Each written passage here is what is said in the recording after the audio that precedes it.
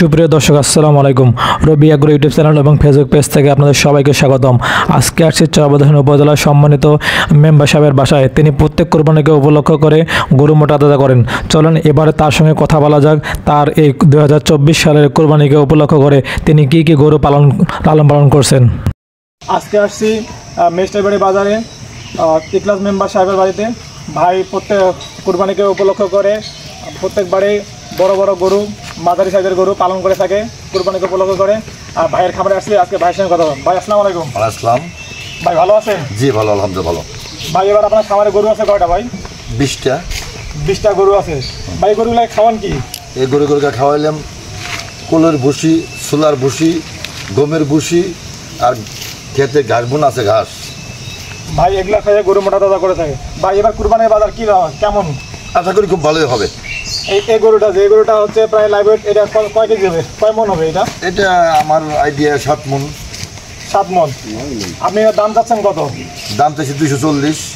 240 মানে হচ্ছে আমি বলে দেই 2,40,000 টাকা। এই দেখেন ভাইয়ের গরুটা, দেখেন কি সুন্দর গরু। ভাইয়ের প্রত্যেকটা গরু ভাই এরকম করে মোটা তাজা করছেন।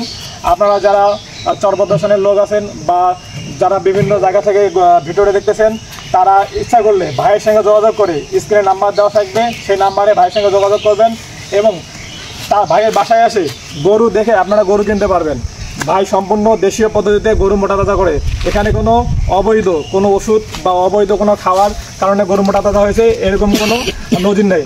ভাইয়ের সবগুলো গরু আমাদের প্রাণী সম্পদ হাসপাতাল চরবদ্দান আর তত্ত্বাবধানে ভাই গরু মোটা তাজা করে থাকেন। ধন্যবাদ সবাইকে।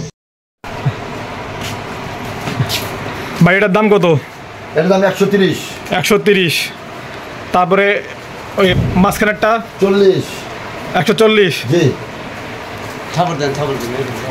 তারপরে ওই লাস্টেরটা 110। 110। তারপরে এদিকে দেখতেছি বকনা গরু। হ্যাঁ বকনা ওটা 85। 85। জি। এটা 80। 80। একটা 90। 90।